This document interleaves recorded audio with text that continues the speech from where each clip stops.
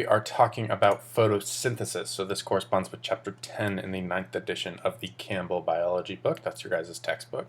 And just like always, here's a nice little summary of what I expect you to know and really what the AP test expects you to know about this chapter by the end of it. So you need to know the summary equation of photosynthesis. So just like cellular respiration, you do not need to know each individual little section and all of the parts of the equation that go there. Just do the overall summary equation, and then I'll talk about what parts of the individual pieces you do need to know. And so you need to know the source and the fate, so where they end up, of all of the reactants and the products. So you should know where the carbon dioxide, for instance, ends up. What molecule, what product does the carbon dioxide contribute to? Okay. You need to know how leaf and chloroplast anatomy relates to photosynthesis. Basically, how do the leaf and the chloroplast help do their job and make photosynthesis a reality? You need to know how photosystems, so those are parts of the actual plant that are going to allow photosynthesis to occur, basically how they convert solar energy to chemical energy, because that's really what photosynthesis is. You need to know how linear electron flow. That sounds really fancy, but we've seen it before. Linear means it's a straight line, right? Electron flow is just an electron moving.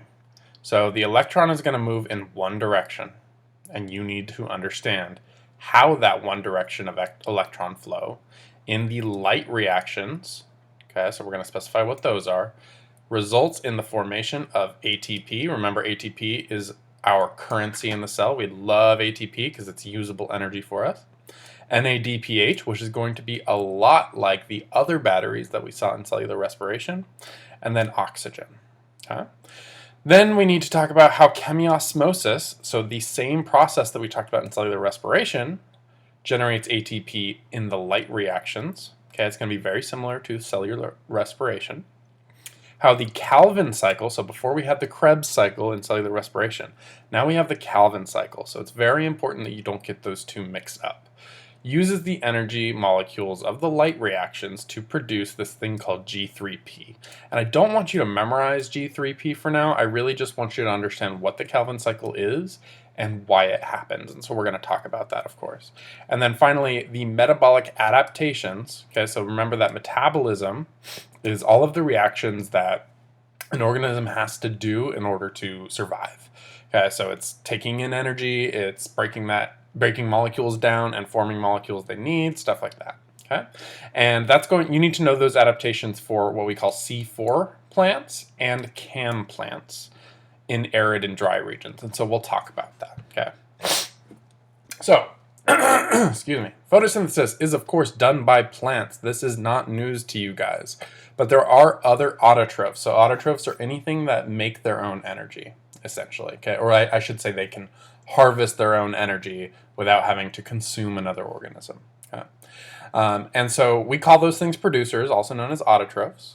Okay? And if you specifically use light energy to make your molecules and to build your body and all that stuff, we call you a photoautotroph because of course photo means light. Okay? So photograph captures an image using light. It's the same root. Okay? Heterotrophs are the opposite of autotrophs. Okay, so heterotrophs and autotrophs are opposites. Instead of making their own stuff, heterotrophs have to consume other things. So these are like us. We can't photosynthesize.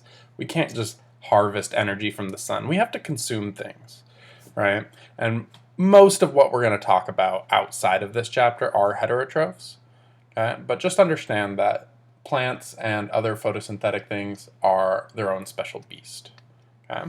So photoautotrophs can be really diverse. Okay, so up here we have what you typically think of when you think of like a rainforest, right? Some really wet ferns, you see really dense foliage, right?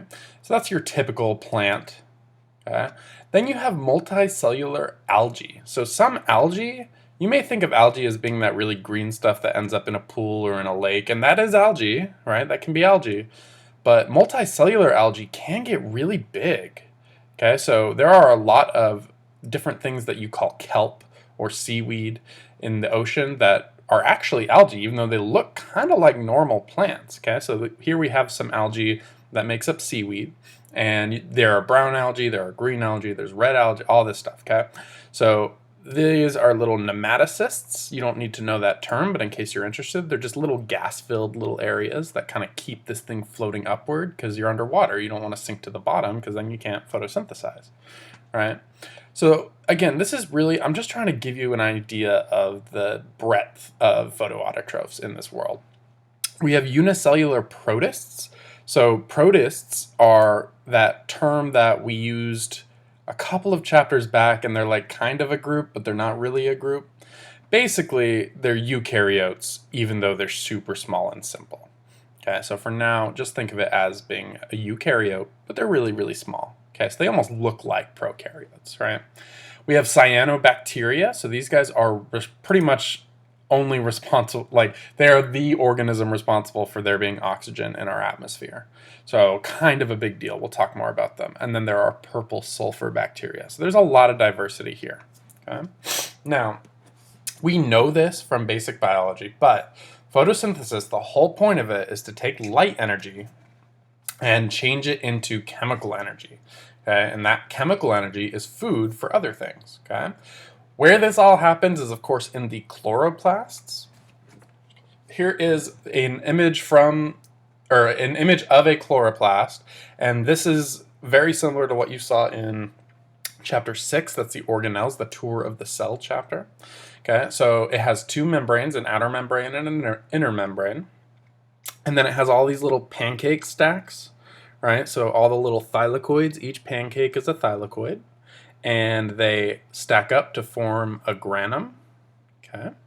And then the area inside of the inner membrane that's kind of like liquidy, you know, these things are typically filled with some kind of a liquid, right? That's going to be what we refer to as the stroma.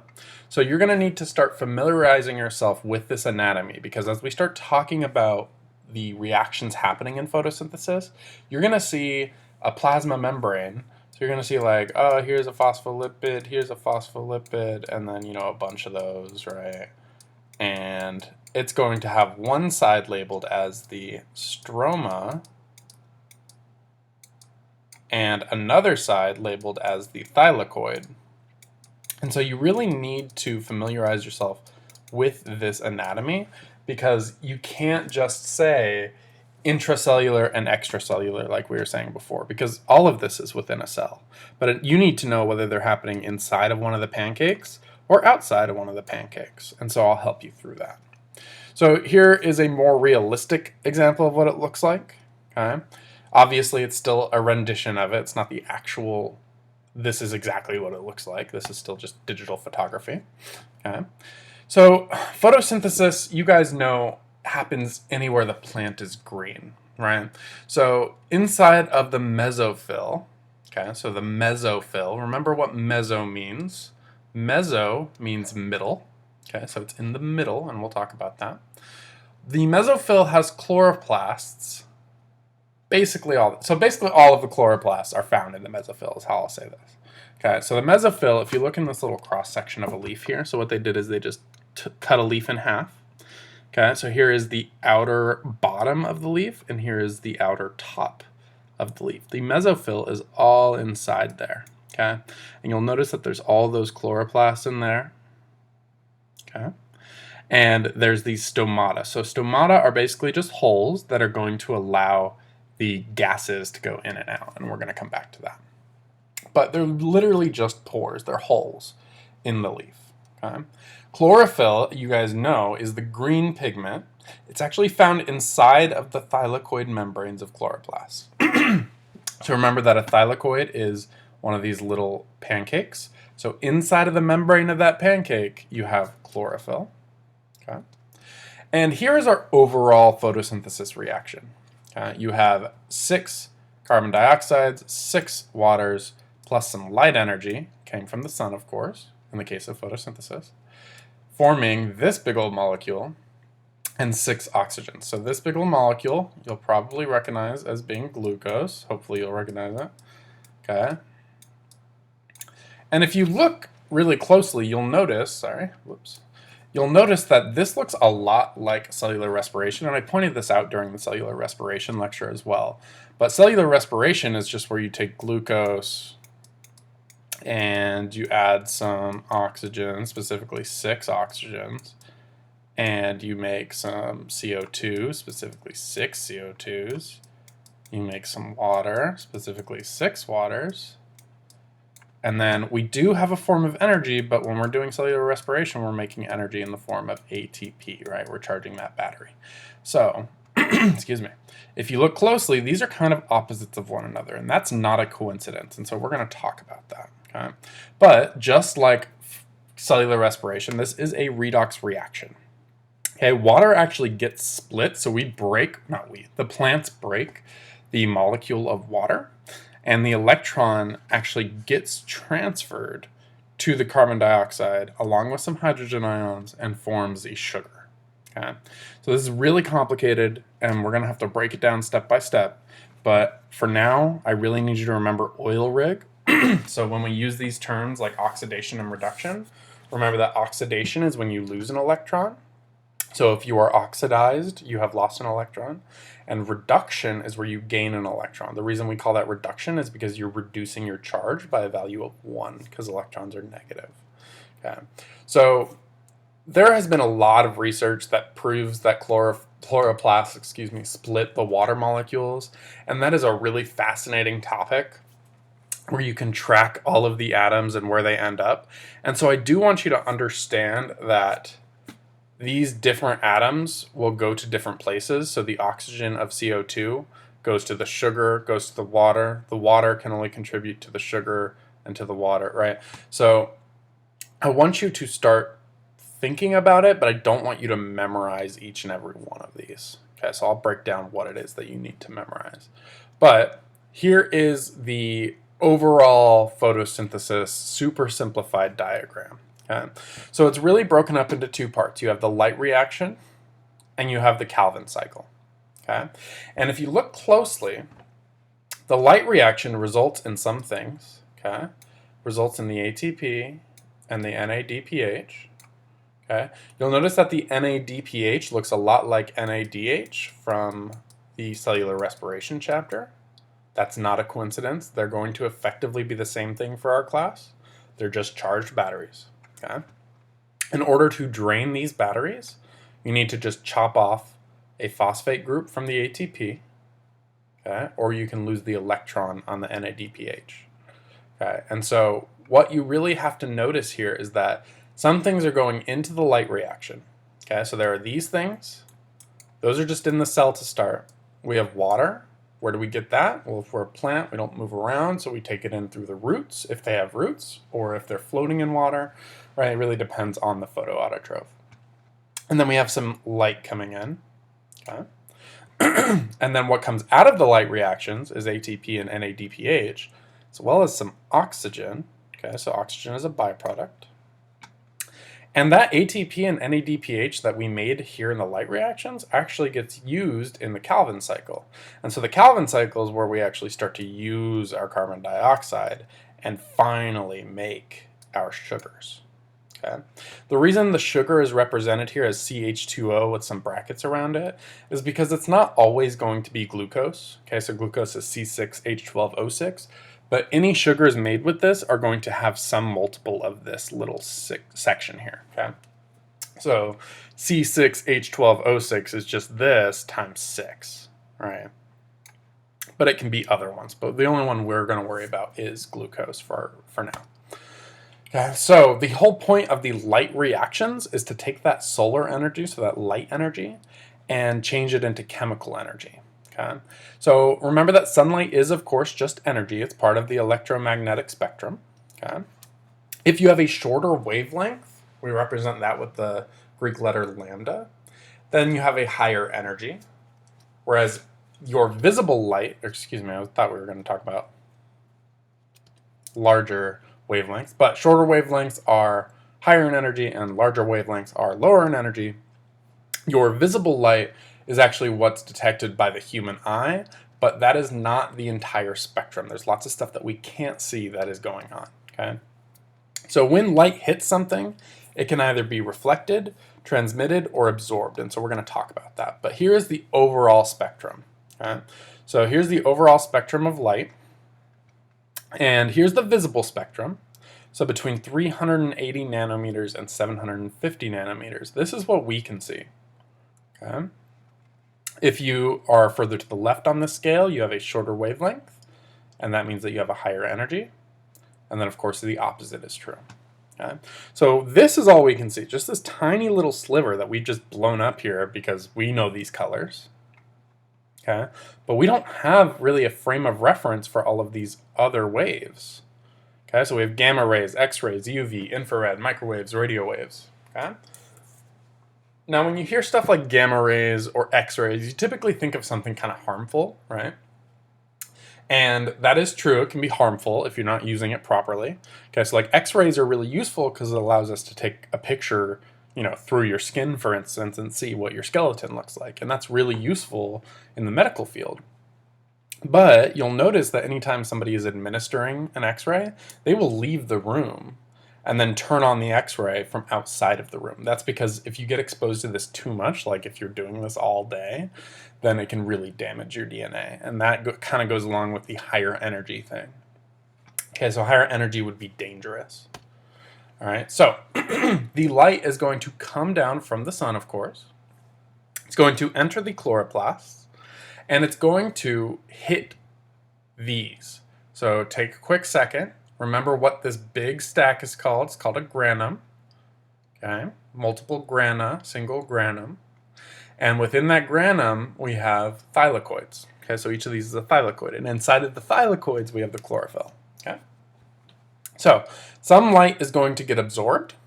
Some light is going to be transmitted. It's just going to pass right through. And some light is going to be reflected. It's going to bounce off. Okay, so those are the three ways that light can kind of interact with an object. It can either be absorbed, and some of it will be absorbed. It can either be transmitted and pass right through, and some of it will transmit. And then it can be reflected. And so this is actually what you see. So plants aren't really good at using green light. So if we look back at our spectrum here, green light is right around here between 525-ish and 550-ish nanometers. Okay? Plants aren't really good at using that. They just haven't evolved good pigments to absorb that. So what we actually see is that light being bounced back. That's why plants are green to us, because they don't know how to use green, so they just shove it out, shove it away. Okay? So, excuse me. Different pigments can absorb different wavelengths of light. Okay, so like I said, plants don't really have a good pigment for green, and we're going to talk about why. But just know that different pigments are good for different wavelengths, so therefore different colors, right? And chlorophyll, specifically, is pretty good at absorbing violet, blue, and red light. And we're going to talk about different types of chlorophyll just very briefly in class.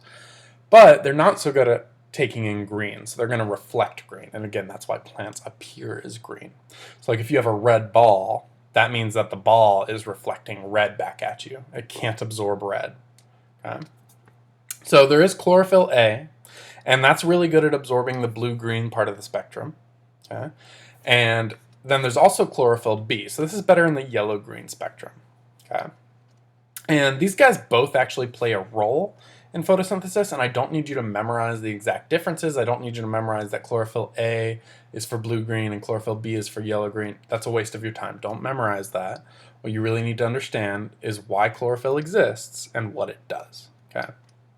Now, carotenoids are something that you think of probably around fall. Well, you probably don't think of it yet, but they're the yellow-orange side of the spectrum. Okay, so they're typically going to be for photoprotection, and they can even broaden the color spectrum for photosynthesis. So they can kind of make photosynthesis more efficient, absorb more of that light.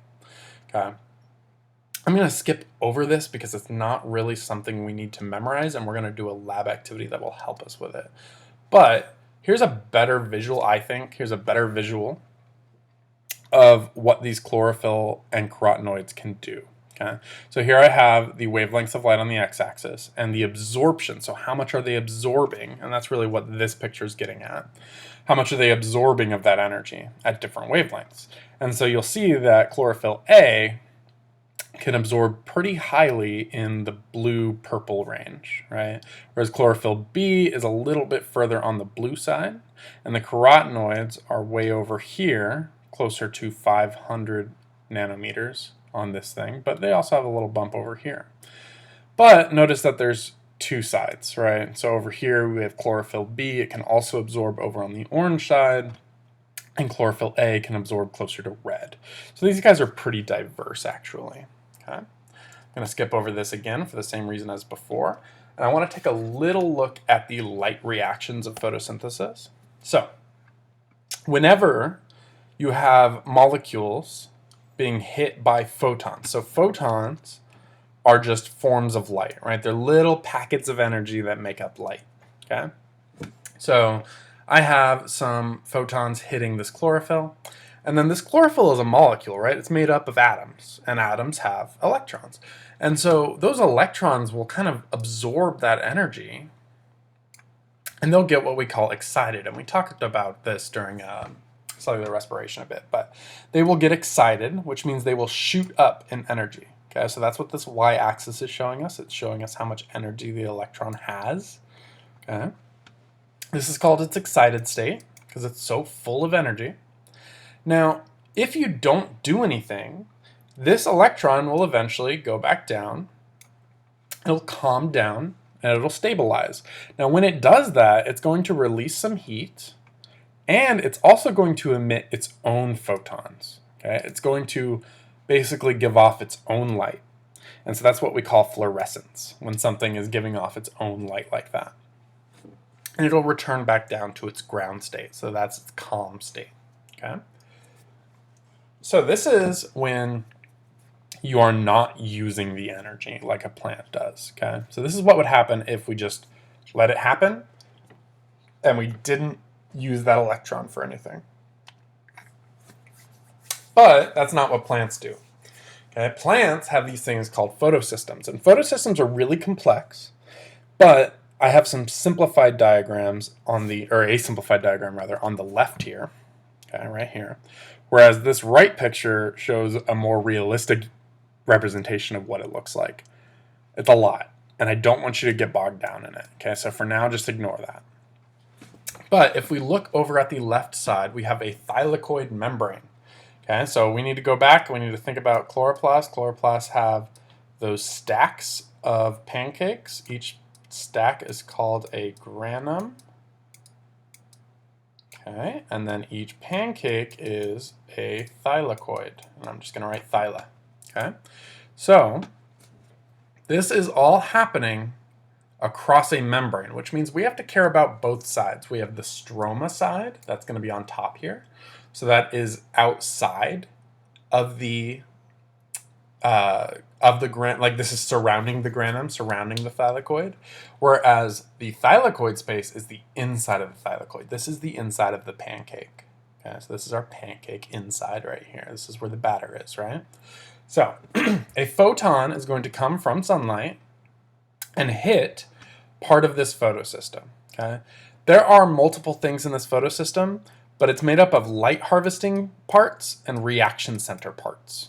Okay, and we're going to talk about what that means. But for now, what this photon is going to do is come over here and excite an electron. Remember, an excited electron will jump up in energy, and we want to do something with that energy, because otherwise, what's the point, right? I'm a plant and I've evolved this. I hope there's a way for me to harvest this, and there is. So what these different light harvesting complexes will do is they will play hot potato with that electron. They're going to pass it along. So pass it to this guy, pass it to this guy, pass it to this guy, pass it to this guy. And then that's eventually going to hit a very special pair of chlorophyll A molecules. So that's right here. Okay, this is our special pair. All right. And then that is going to have the same effect where the electron is going to shoot up in energy levels. Okay.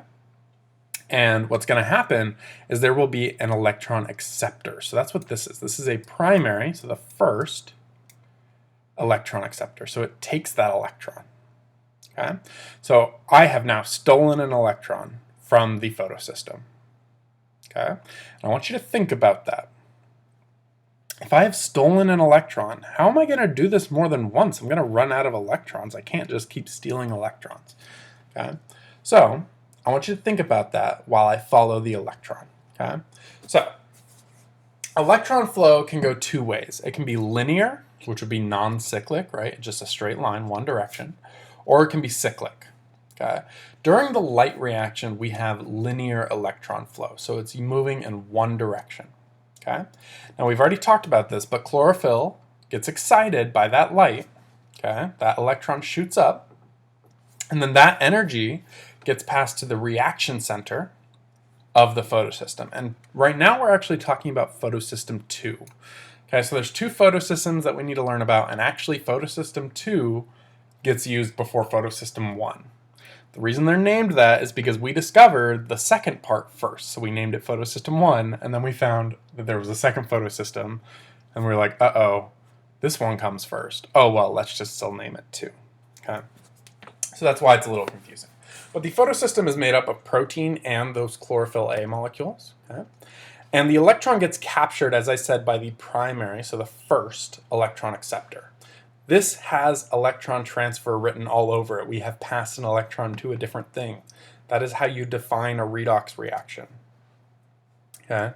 The electron basically gets prevented from losing its energy. Instead of letting it drop back down to ground state and do that fluorescence thing, I'm going to take it and I'm going to make it stay excited, at least a little excited. Okay? And in order to do this multiple times, we actually have to split water. Okay? We need to get that electron back onto that photosystem, because otherwise we're going to run out of electrons. Okay? So the plant will actually split a water molecule and pull out that electron, and that actually produces oxygen, so that's why we have oxygen happening during the light reactions, being produced rather, and also some hydrogen ions. Okay? Now, the electron will get passed to photosystem 1 via an electron transport chain. So that is the same idea as in cellular respiration. It's an electron being passed like hot potato. Okay? Now, as this happens, we're going to be pumping hydrogen ions just like we did in cellular respiration. But this time we're pumping it into the thylakoid space, so inside of one of my pancakes. Okay? That's going to allow us to make ATP in exactly the same way that we made ATP in cellular respiration. So I'm charging batteries in order to charge other batteries. Okay? The electron will move from photosystem 1, so it went from photosystem 2 to photosystem 1, and then it'll go from photosystem 1 onward, okay, to a second electron transport chain.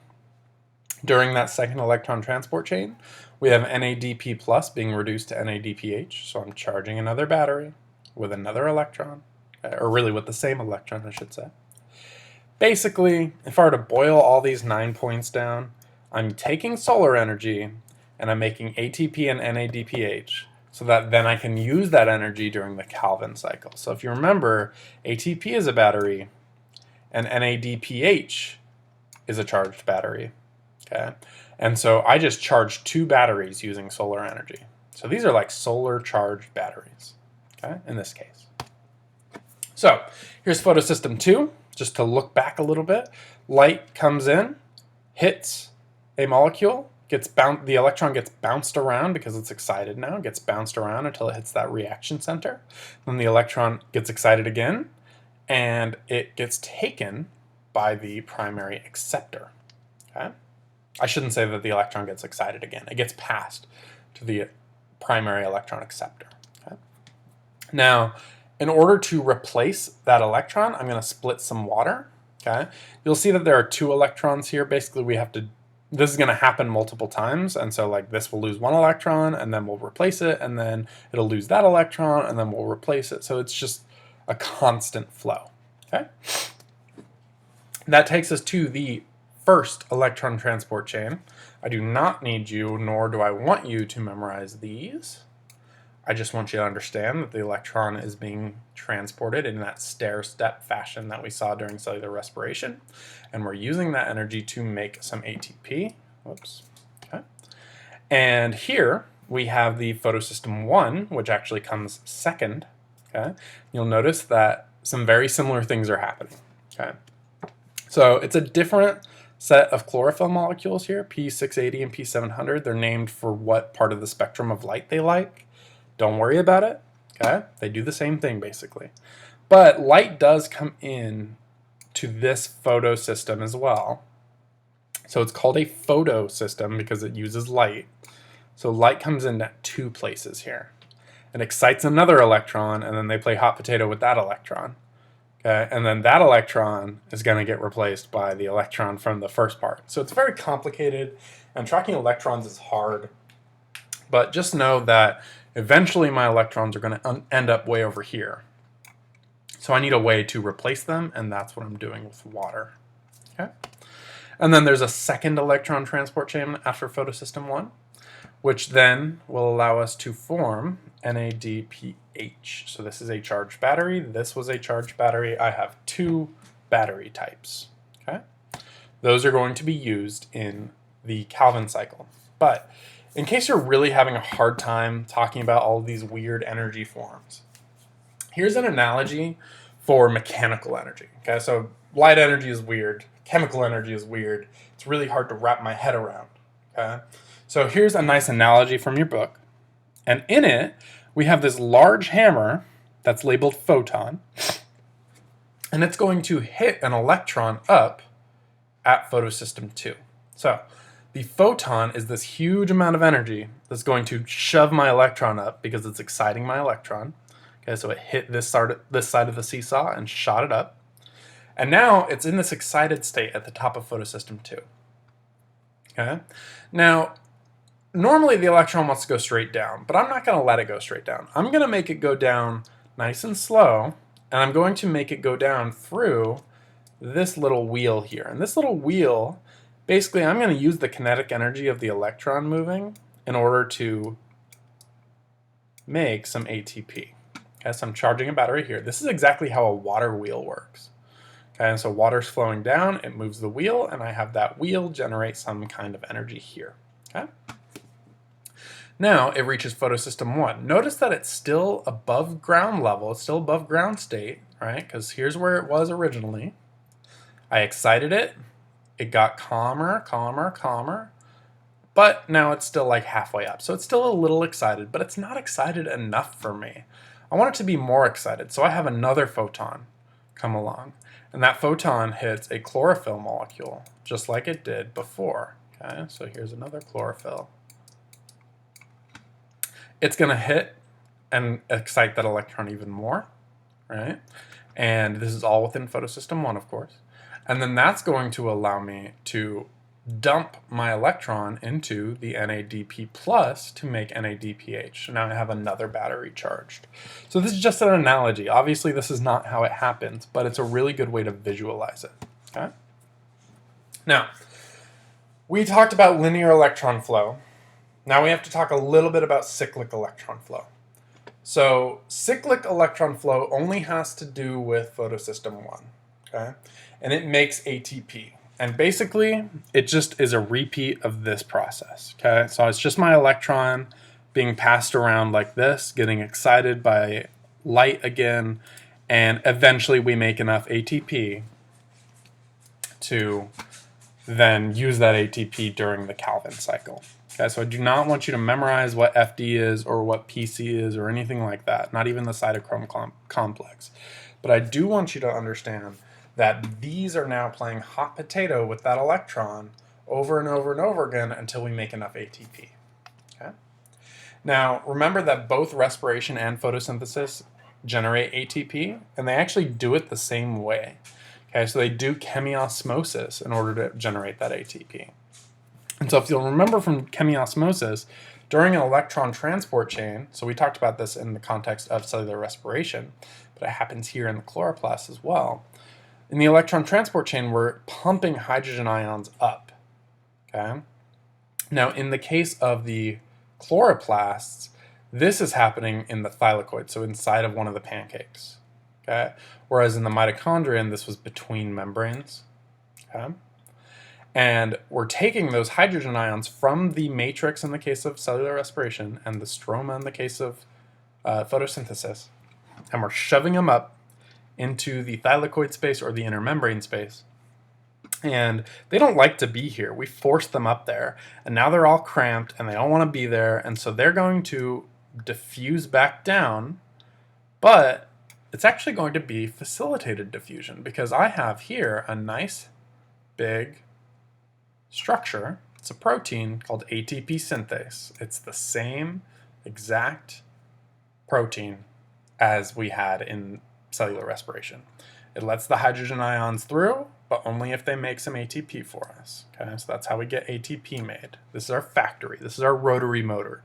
Okay, and just in case you're having a hard time understanding what's happening here, if you look down here, I have a key where the darker color is the higher concentration of hydrogen ions. That's how I know that I am shoving these hydrogen ions up here against their will, because there's a ton of them up here. Whereas down here, there's a lower amount of them. Okay? So this looks actually more like this. So if you look here, I have the stroma. Okay, so this whole outside thing is the stroma. And here I have the thylakoid space. So this is the inside of a pancake. Okay? And this has my higher hydrogen ion concentration, and this has my lower hydrogen ion concentration. And so if I'm moving stuff from the outside into the inside, I'm fighting their concentration gradient, and so that requires energy. How am I getting that energy? Well, I am using light energy. Okay? All of those products will then be used to fuel the Calvin cycle. So the Calvin cycle is going to use that ATP and those NADPH molecules in order to take our carbon dioxide, because we haven't even touched carbon dioxide yet, and actually make our sugar. Okay? So it produces a 3-carbon sugar that we call G3P. You do not need to memorize that really long name. You should know G3P so that you can use it and understand it, but you do not need to memorize that long name. Okay? And there are 3 phases to this process. There's the carbon fixation phase, the reduction phase, and the regeneration phase. So here is the super, super complicated diagram from your textbook. Really, this is just part of it, but super complicated diagram from your textbook that lets you track the carbons and the phosphate groups and all that stuff, and it's great, and it's super useful, and I love it, but it's a little bit beyond our course and what the AP test expects you to understand, okay? What you do need to understand is that there's an enzyme called Rubisco. It's a very important enzyme that you do need to know. Okay? And it's going to be integral to the first phase, the carbon fixation phase. So I have my CO2s entering one at a time, and this is all catalyzed by Rubisco. Rubisco is allowing us to do this. Okay? It gets shoved, the carbon dioxide gets shoved onto a molecule, and that kind of makes the molecule split. Okay, so it's going to split into smaller molecules. Okay, so we do that 3 times, and we actually make 6 smaller molecules. Okay, after that, look at all these awful names. We have 1,3-bisphosphoglycerate, glyceraldehyde 3-phosphate. That's our G3P. Don't memorize all those awful names. Just like with cellular respiration, I want you to learn what's going in and what's coming out. Okay, and those are highlighted in yellow here. So during phase 1, I use my 6 ATPs in order to fuel this process, right? I needed energy. I got that energy in the form of ATP through that whole photosystem stuff, okay? So I'm going to use that ATP, specifically 6 of them right now, and 6 NADPHs. So I'm going to drain 12 batteries here in order to fuel the Calvin cycle up until this point. So the Calvin cycle then allows me to produce a sugar. Okay, and this is for each of the 3 CO2s. Or excuse me, this is for 3 CO2s each. Okay, so these are 3 carbon sugars, these G3Ps, and so they required 3 CO2 molecules. And this all just happens one at a time, but eventually it'll get us to the G3P. And then we need yet more battery. We need yet more ATP to fuel this, okay? Because this is going to allow us to bring our Rubisco back to where, well, really our ribulose biphosphate, back to where it needs to be in order to do this again. Because this is a cycle, so it's going to happen multiple times, and in order to do that, I have to replace what went in, okay? Don't get bogged down in it. Don't memorize it. What I have marked for you here are all the things you need to know. Phase 1, phase 2, your product of phase 2, phase 3, regeneration, and then your inputs and outputs, so your ATPs, your NADPHs, and you need to know Rubisco. So everything in like the colored part, so notice that these boxes all have their own color, and also the inputs and outputs are yellow, okay? Or really the inputs in this case are yellow, okay? So this isn't the only way that plants have done this. There are other ways that plants have evolved to do this, okay? And in order to really talk about that, we need to talk about this awful thing called photorespiration. And basically, it is kind of the opposite of what we just talked about. So Rubisco is not great, to be honest with you. It's not great at what it does, okay? And so sometimes it kind of undoes its own work. And you don't really need to understand the chemistry of that. You don't need to understand the fact that it uses oxygen to produce CO2 or that it uses energy from ATP. Just understand that Rubisco is not perfect, okay? And so sometimes plants will kind of undo what they did. And that's not good. And so sometimes plants will, especially in hot and dry climates, they will close their stomata in order to keep their water, okay? But also in order to stop the Rubisco from kind of messing up everything it's been doing. So the C3 plant is what we've already talked about, okay? This is how it's evolved. It makes that 3-carbon compound, that G3P, and then it combines those 2 G3Ps to make a 6-carbon sugar, which is glucose, right? But it's not the only way that this happens. We also have C4 plants, in which case the plant will make a 4-carbon sugar instead of a 3-carbon sugar as an intermediate. And so a lot of things like corn and sugarcane do this, okay? And then there's also a cam plant. And I'm not going to get bogged down in the differences. So this is what the C4 leaf anatomy looks like. It's different. So there's different individual parts here that are a part of the light reactions and of the Calvin cycle. Okay, you do not need to know that. I literally just have this in here in case you're interested. You do not need to know this. Okay, and then there's cam plants. It stands for that really awful crassulacean acid metabolism term.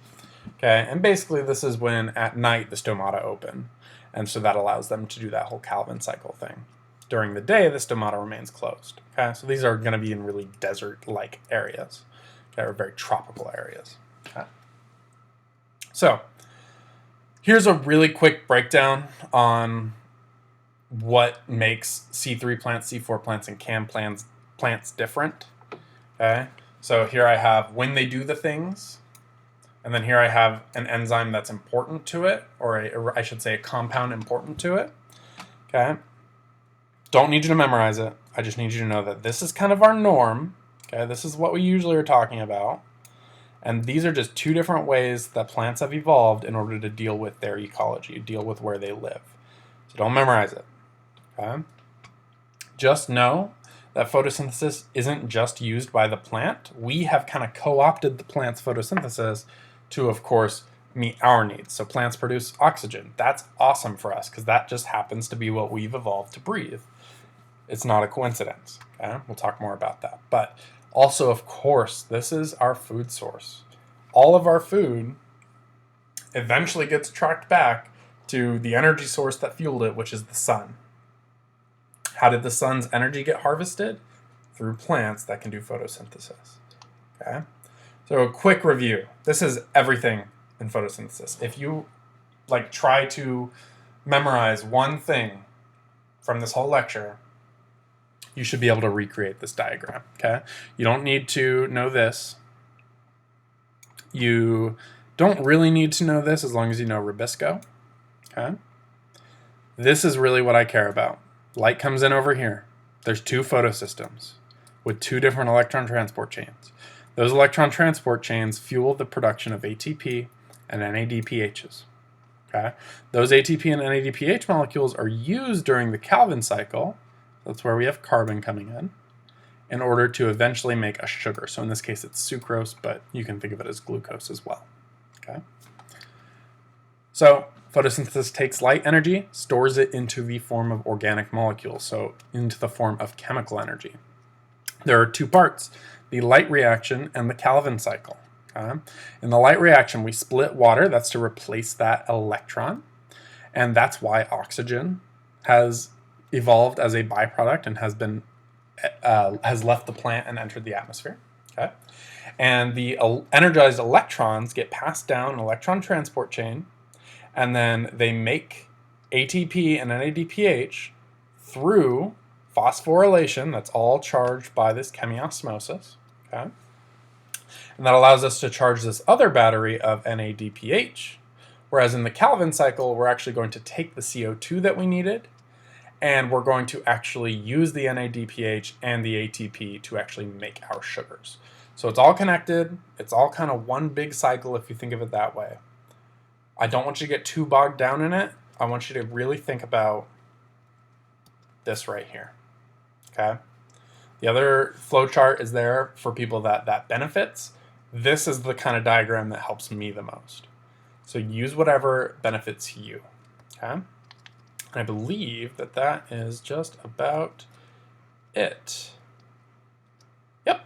All right, so that is going to be the end of photosynthesis. If I were to leave you with one word of caution, it's don't get bogged down in all the nitty-gritty details. Don't freak out when you see all those big words and those crazy diagrams. Calm down. Think about what I've told you on this. Rewatch this at like 1.5 times the speed or something so that you don't spend as much time, and you can really gain a lot after you've read the chapter again or after you've done some of the in-class activities. So with that, I will leave you, and this is the end of the photosynthesis.